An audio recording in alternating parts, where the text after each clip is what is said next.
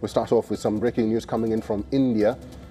And the country has issued a fresh travel advisory urging Indian nationals to avoid non-essential travel to Iran until further notice in view of recent developments. This is the second advisory by the Indian government in the past 10 days in view of the ongoing developments in Iran. The External Affairs Ministry has once again strongly advised to avoid travel to the Islamic Republic of Iran until further notice.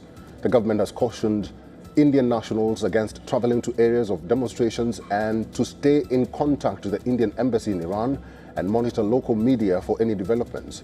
The External Affairs Ministry has issued emergency helpline numbers. This comes at a time when over 2,500 people have lost their lives in Iran unrest. Let's talk to our correspondent, Sidhant Sibol, who's now joining us live. Sidhant Sibol, maybe you can give us an update on what the Ministry of External Affairs has said. This is the second advisory to Indian citizens against traveling to Iran. Well, significant development happening in last 30 minutes.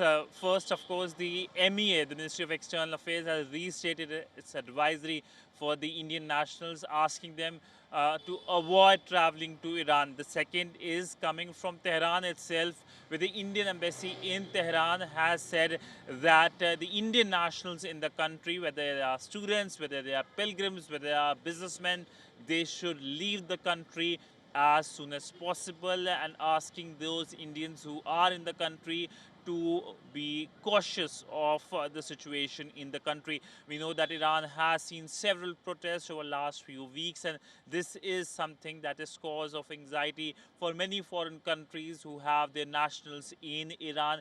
We also know that around 10,000 Indians and persons of Indian origin are present in the country.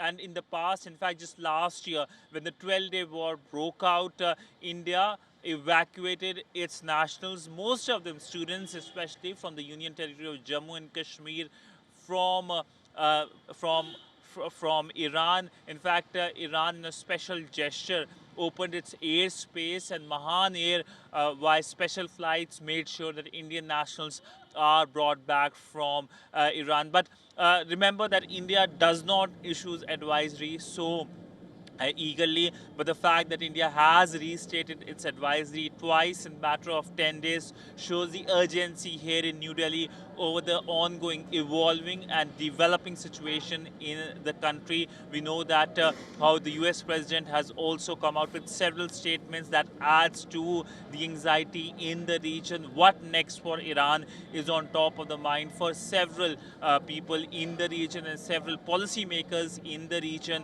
whether it is New Delhi or other foreign capitals.